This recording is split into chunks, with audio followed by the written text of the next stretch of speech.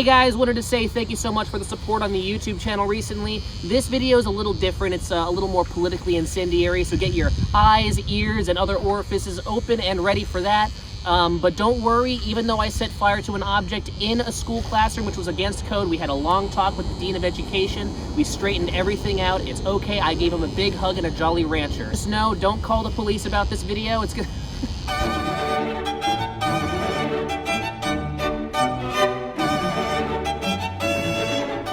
The whites and the blacks approve this video.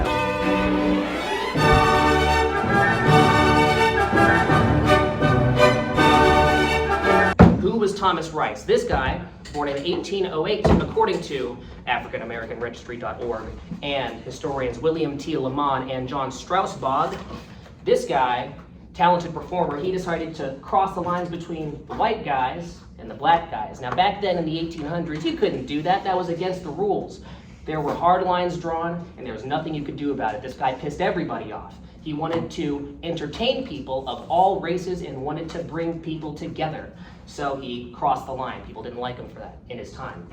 Now, one thing that is really, really important is he decided to create a character. This guy, he would dance around, he would go in costume. He would create a character that would kind of symbolize the average working class black man at the time who didn't have it very well. And he wanted to kind of create a message of unity rather than division, all right? And, you know, it was a good thing. And he lived and died as a man who had the intentions to bring people together. But, unfortunately, this guy, his performance was known as Jump Jim Crow. This was him, this was his character. And this became what became universally known as Blackface. And what's really important to consider is that later on bad actors would take this performance that was initially based off of honest portrayal, not demeaning at all, and was a message of unity, and I'll find a quote in here inside the about. But later on bad actors would do the same performance and turn it into propaganda. And oh yeah, it's about art versus propaganda, if you didn't know my title of my speech yet. So, art, propaganda, where do the two combine, and where is the divide? So, these guys, you know, this is what I use to symbolize the, you know, the men who wanted to organize the minstrel shows decades later, maliciously painting an entire race of people as degenerates. Now, that's not very nice, is it? It is not. But, little did they know, the man who originated it had a different belief. I would say the opposite, and he wrote this in 1838, excuse me, and this is a quote from Strausbog's history book from 2006, so let's read along together. This was his anti-slavery message. This was a blackface performance about abolishing slavery in support of the abolition. Should they get to fighting, perhaps the blacks will rise, for their wish for freedom is shining in their eyes. And if the blacks should get free, I guess they'll see some bigger O, and I shall consider it a bold step for the Negro. I'm for freedom and for union altogether. Although I'm a black man, the white is called my brother. A white guy wrote this in the 1800s. So, how did that turn into this? Now, I think that it's something that's not talked about enough, but it's something, the ingredients that comprise these two performances, I believe, are artists' intent and artists' outcome. Now, when we see propaganda, we think of just one type of propaganda. You know, a country's flag, people goose-stepping on TV. But I think that what we have to consider is there are newer forms of propaganda. But for the propaganda that we recognize, right? That's not good. I believe that this is a very untapped piece of propaganda back in the day that people are now recognizing could be questionable. Portrayals of people, right? Back in the old days. If an artist doesn't intend primarily for a piece of art to discriminate against a person, then you could let some of these slip in the old days. It could be offensive. Sometimes it's, you know, not primarily out of malice, but maybe somebody has a malicious personal opinion about a race of people. Sometimes, you know, it can be a misunderstanding. Maybe a piece of art is meant to bring a race of people who was smacked down at the moment together, but in retrospect, it's seen as offensive.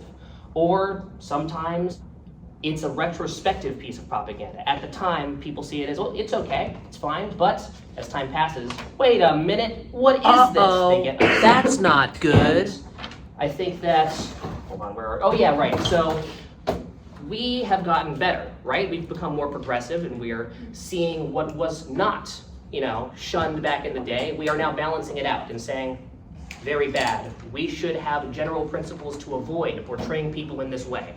And all in all, we've gotten better, more progressive, and are approaching a much more truer view of race relations in America.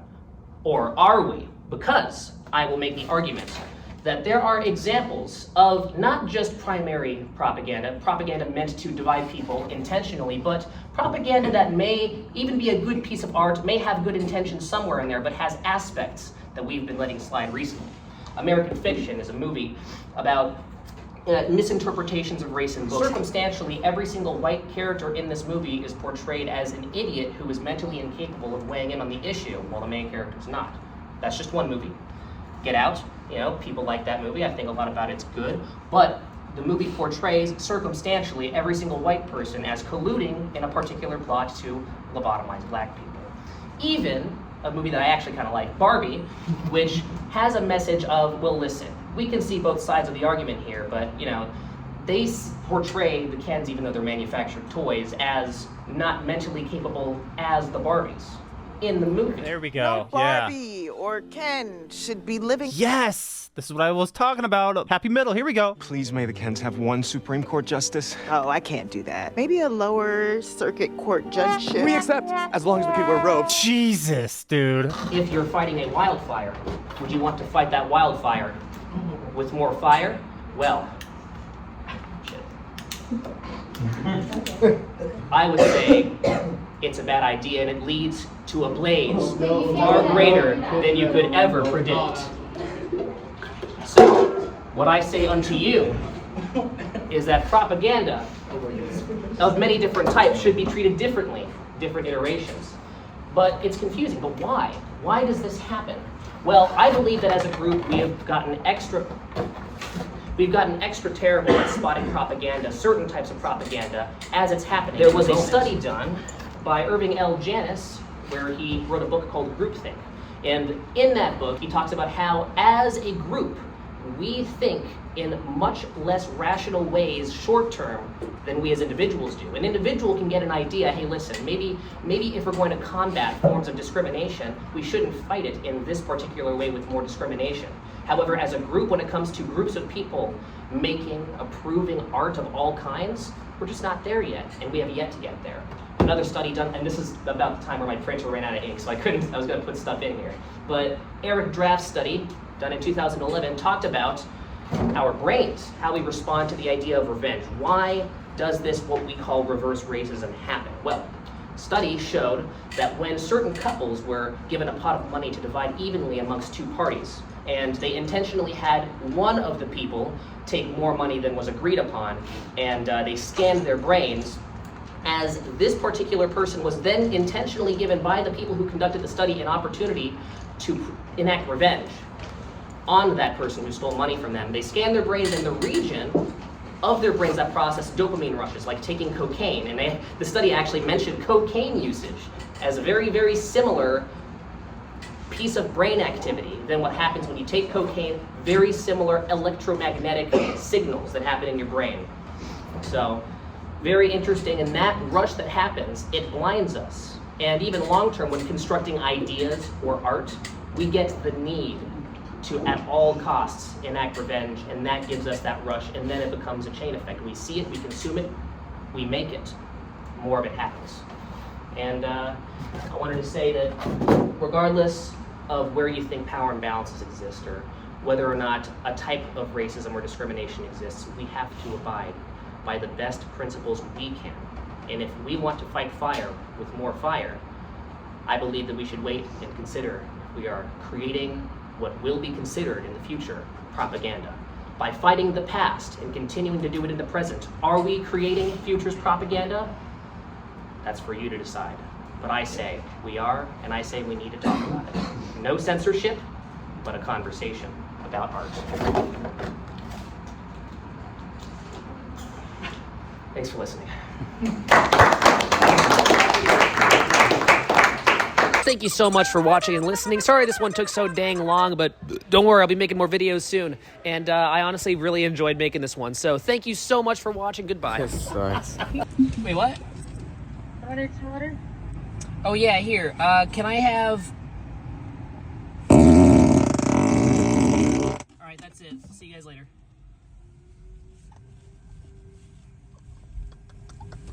Hey, Grandma. Oh, wait, she's dead. Shit, I forgot she's dead. Hey, Mom. Wanted to say I am not drunk and I am normal. Check out this straight line I'm about to walk in.